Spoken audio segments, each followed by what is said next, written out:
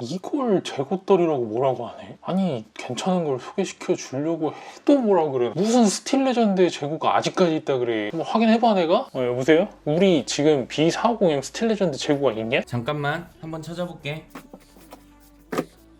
한 개 있다 보니까. 있어?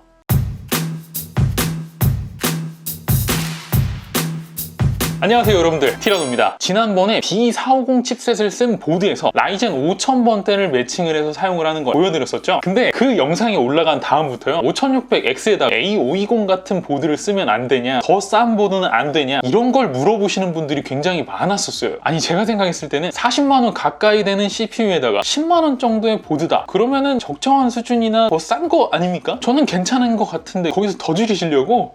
그러고 보면은 자린고비가 엄청 많아. 나는 자린고비 축에도 못 들어가지. 거기다가 또 어떤 분들은 제가 B450M 스틸 레전드 제품 재고를 보유를 하고 있어서 어디다 팔 데도 없고 재고 떨이를 해야 되니까 여기다 소개를 해서라도 팔려고 한다, 이런 의혹들도 많이 제기가 됐었어요. 뭐 그분들의 논리를 잠깐 설명드리면요, A520에 들어간 전원부가 B450M 스틸 레전드에 비해서 조금 더 좋다, 전원부가 더 좋고 어차피 PBO로 쓸 거면은 굳이 B450 제품을 쓸 이유가 없지 않느냐, 요렇게들 얘기를 하셨었거든요. 물론 스틸 레전드가 4+2 구성이고요, A520 보드 중에서 상급 보드 같은 경우에 있어서는 5+3이라든지 4+4 혹은 6+2 제품도 있기 때문에요, 그분들의 말씀이 100% 틀린 바는 아니에요. 근데 사실 6+2 페이지다, 5+3 페이지다, 물론 페이지 수가 많으면 좋긴 좋지만 그것만 가지고 따질 건 또 아니거든요. 아무튼 그래서 오늘은 뭘 할 거냐, 지난 세대의 3000번대 라이젠에서 사용을 했었던 메인보드 핫템이죠. 여러분들 한 번쯤은 다 들어보셨을 만한 ASUS A320M EX 제품. 이 제품은 진짜 갓갓 가성비템으로 정말 소문이 났었던 제품이었었는데, 과연 A520에도 A320 EX 같은 갓템이 존재를 하는지, 그리고 새로운 엔트리급으로 나온 보드인 A520의 퍼포먼스가 어느 정도나 나올지, 5600X나 5800X 같은 범위어 최신 CPU를 사용함에 있어서도 특별히 문제가 없는지에 대해서 오늘 알아볼까 합니다. 덕분에요, 라이젠 프로, 르누아르 제품 사용을 할 때 진짜 가끔 들어가는 정말 악성 재고가 될 확률이 매우 높은 비싼 A520 제품을 무려 3개나 구입을 했습니다.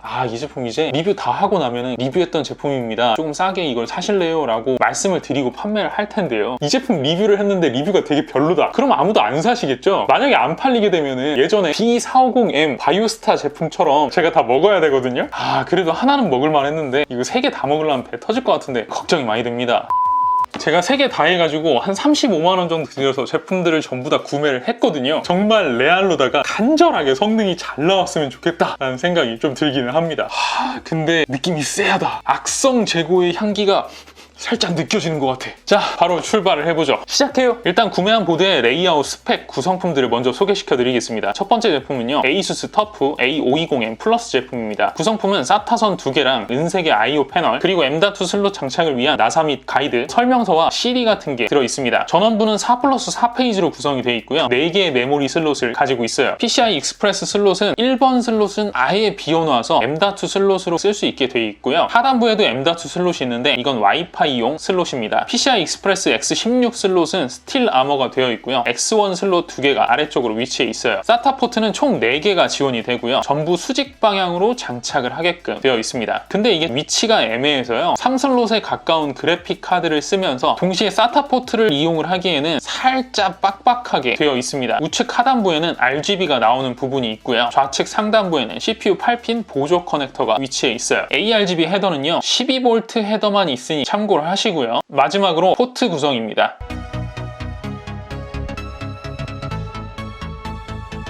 두 번째는 기가바이트 A520M 어로스 엘리트 제품이에요. 역시 SATA선은 2개를 주고요, 사용자 설명서, 어로스 스티커, CD와 I/O 패널이 있습니다.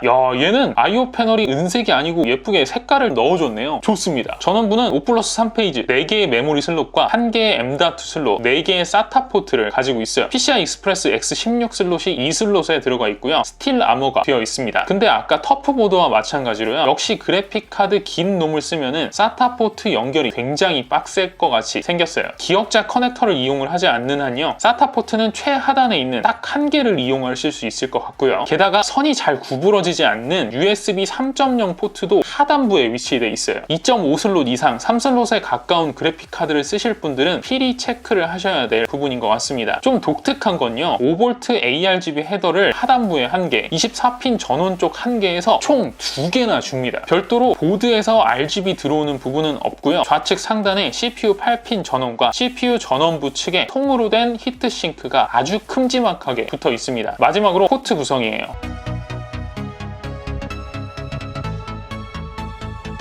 세 번째는 에즈락 A520M 프로4입니다. SATA선은 기역자 하나, 일자 하나를 제공을 해주고 있고요. 야, 이 친구는 그냥 은색 싸구려 IO 패널처럼 생겼는데 안쪽에 손 다치지 말라고 스펀지 처리도 되어 있네요. 설명서랑 CD 역시 들어있고요. 전원부는 더블러 방식의 6+2페이지, 리얼 페이지 기준으로는 3+2페이지고요. 4개의 메모리 슬롯과 2개의 M.2 슬롯이 있습니다. 심지어 M.2 1번 슬롯은요, 큼지막한 알루미늄 방열판까지 달려있어요. 에즈락 보드 중에서 프로4 라인은 보통 이 1번 슬롯은 NVMe 전용이고요. 하단에 달려있는 M.2 슬롯에서만 SATA용 M.2 SSD를 인식을 합니다. 하지만 SATA용 M.2 SSD를 이용을 하시는 경우에는요, 사이드 쪽으로 꼽게 되어 있는 3, 4번 SATA 슬롯은 M.2 라인이랑 쉐어가 되어 있어서 이용이 불가능하니까 이건 참고를 하시고요. 와이파이용 M.2 슬롯도 하나 줍니다. PCI 익스프레스 슬롯은 스틸로 만들어지지는 않았네요. 전체적으로 이 제품을 봤을 때 뭔가 버미어용으로 나온 게 아니라 르누아르용으로 사용을 해라, 이런 의미로 만든 제품처럼 느껴져요. 반면에 좀 특이한 부분은요, SATA 포트의 위치가 그래픽 카드를 사이즈를 크게 써도 거의 간섭이 없는 위치로만 위치가 되어 있어요. SATA 포트의 위치와 생김새는 개인적으로 봤을 때는 3개의 제품 중에서 프로4가 가장 레이아웃이 괜찮다라고 느껴져요. PCI 익스프레스 X16 슬롯이 스틸 아머가 안 되어 있는 걸 제외하면요, 전체적으로 확장성 그리고 레이아웃으로는 3개의 제품 중에서 가장 마음에 듭니다. 어로스 엘리트와 마찬가지로 5V ARGB 헤더가 2개나 있고 말이죠. 전원부 쪽으로 큼지막하게 알루미늄 히트싱크가 붙어 있고요. 그리고 또 하나 특이한 점은요, 여러분들 이 IO 패널에서 가장 상단에 보이는 이 쇳덩이, 이게 뭔지 아시나요? 이게 바로 와이파이용 안테나 설치 가이드예요. 야, 이거는 정말 배려 돋긴 하네요. 원래 와이파이를 사용을 하시려면 애초부터 보드에서 와이파이를 지원을 하는 모델들을 구매를 하시는 게 일반적이거든요. 하지만 처음에는 와이파이를 사용을 안 하려고 그냥 보드를 구매를 하셨다가 나중에 와이파이라든지 블루투스를 이용을 하기 위해서 와이파이 모듈을 달려고 하면요, 안테나를 설치를 할 데가 없으니까 드릴로 막 뒤에 케이스 구멍 뚫고 이렇게 해가지고 너덜너덜하게 사용을 하시게 되거든요. 그런데 이렇게 애초부터 구멍을 딱 박아준다, 이거는 뭐 훌륭하다라고 얘기를 할 수밖에 없는 부분인 것 같습니다. 마지막으로 포트 구성 역시 보여드릴게요.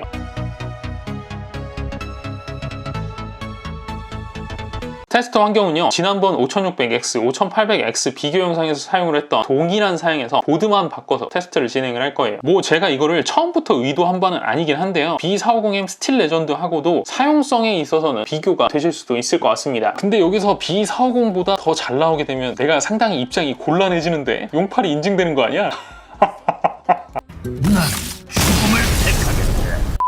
자, 잔소리가 길었네요. 바로 테스트 결과 보시죠. 일단 5600X입니다. CPU 벤치입니다. 각 5회 측정 후에요, 가장 높은 값 기준으로 비교를 한 겁니다. 뒤에 나올 5800X 제품 테스트 역시 동일하게 여러 번 돌린 다음에 가장 높은 점수 기준으로 측정한 값이에요. 일단 어로스 엘리트와 프로4가 싱글 점수로는 639.6포인트로 같은 값이 나왔고요. 멀티 점수 기준으로는 어로스 엘리트가 가장 좋은 점수가 나왔습니다. 멀티 점수가 실제로 200점 가까이 벌어질 정도로 꽤나 차이가 났고요. 다음은 시네벤치 R20입니다. 역시 5회 측정 후 가장 높은 값 기준으로 보여드리는 건데요, 역시나 어로스 엘리트가 다른 제품들에 비해서 약 200점 가까이 좋은 점수가 나왔어요. 파스와 타스 점수도 한번 살펴보죠. 피직스와 토탈 점수 모두 모든 영역에서 터프와 프로4에 비해서 어로스 엘리트가 더 좋은 모습을 보여줍니다. 그럼 전원부 온도 데이터도 한번 볼까요? 리얼벤치 15분 부하 후에요, 14분 경과 시점 온도 데이터입니다. 어로스 엘리트는 75도대, 터프는 77도대, 프로4는 65도대로 전원부 온도는 오히려 프로4가 10도나 더 낮은 결과치를 보여줘요. 확실히 VCC에 할당된 전원부가요, 터프나 어로스 엘리트 제품에 비해서 프로4가 훨씬 더 많이 할당을 해놨거든요. 그게 온도로 봤을 때 더 유리하게 작용되고 있는 것으로 보입니다. 그쵸?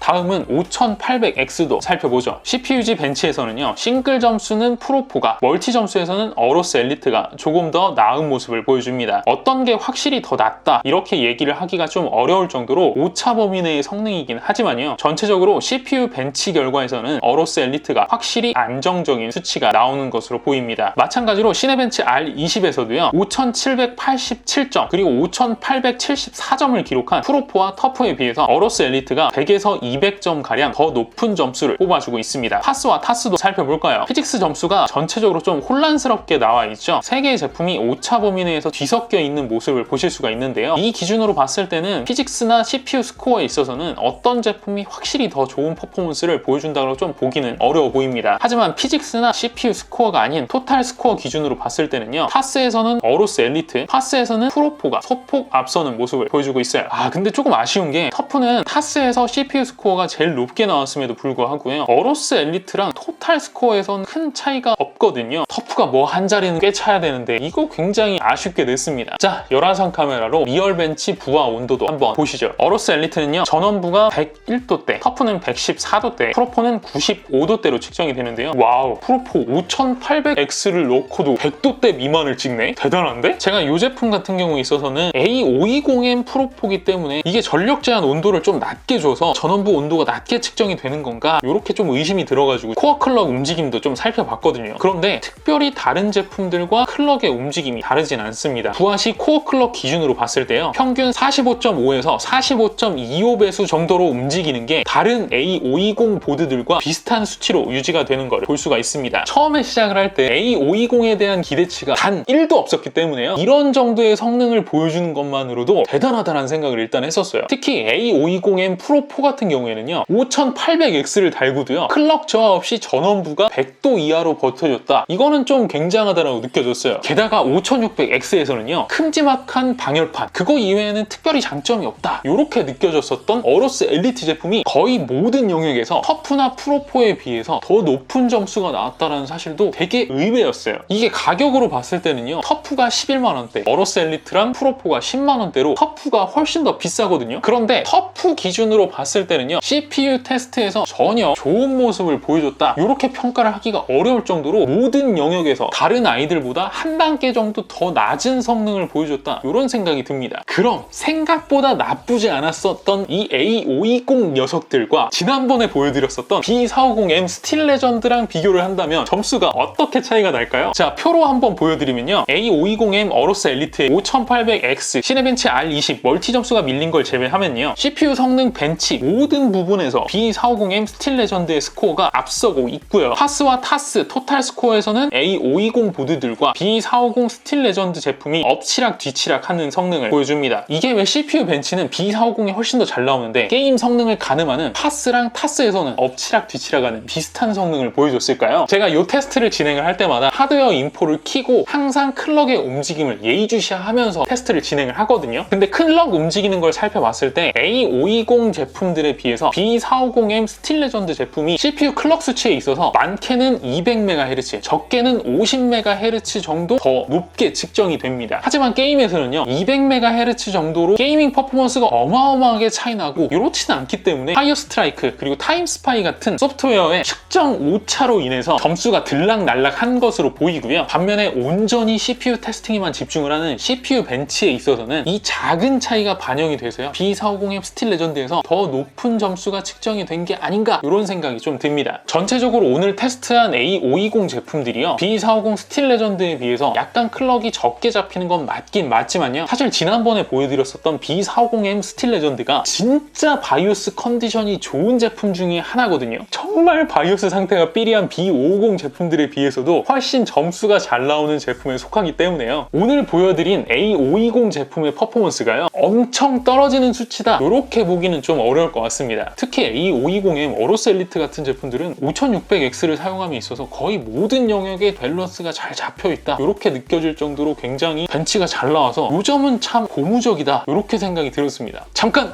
여러분들, 아직 제 리뷰가 끝나지 않았습니다. 리뷰 다 듣기 전에 지금 A520M 구하러 가시면 안 돼요. 제가 딱 여기까지 본 다음에요, 요 정도면 뭐 5600X에다가 어로스 엘리트나 프로4 정도 매칭을 해도 충분히 괜찮겠는데? 이런 생각이 좀 들기는 했었거든요. 그런데 말입니다. 아닙니다. 그런데 말입니다. 제가 바이오스 세팅 좀 만지려고 바이오스에 딱 들어갔더니 정말 추천하고 싶은 마음이 싹 사라졌어요. 이걸 뭐라고 해야 되나. 바이오스 상에요, 여러분들이 만질 수 있는 메뉴, 그리고 만져서 의미가 있을 만한 메뉴가요, 정말 허접한 것만 지원을 합니다. 심지어 A320 모델들에 비해서도 훨씬 떨어지는 수준으로 옵션이 제공이 되는데요, 제가 이걸 딱 보니까 이런 생각이 들더라고요. 이거는 버미어용이 아니구나, 그냥 르누아르 쓰라고 만들어 놓은 제품이구나. 그래서 터프가 내장 그래픽용 전원부에다가 4페이지나 때려 박았었구나, 이런 생각이 확 들더라고요. 제가 봤을 때는 A520 칩셋은요, 5000번대 라이젠 CPU를 지원을 한다는 걸 제외하면요, 그냥 A320M의 다운그레이드 버전의 칩셋이 맞습니다. 물론 이제 A320에서도 수동 오버라든지 이런 기능들은 빠져있기는 빠져있어요. 그런데요, A520 보드에는요, 아니 세상에 PBO 설정을 하는 화면이 없습니다. 이게 말이 돼요? 제가 보드 3개를 다 뒤져봤거든요. 근데 셋 다 PBO 설정을 할 수 있는 공간이 없어요. 약간 PBO로 추정되는 부분에 가잖아요? 그럼 뭐라고 나와 있냐면, PBO 설정이 오토 혹은 디세이블드, 이네이블드 아니에요. 디세이블드 혹은 오토, 두 가지만 선택이 가능합니다. 아니 어드밴스드 PBO까지는 바라지도 않아요. 그냥 PBO가 이네이블드가 안 돼요. 여러분들 오토 값이랑 이네이블드로 넣었을 때 값이랑 약간 다른 거는 다들 알고 계시죠?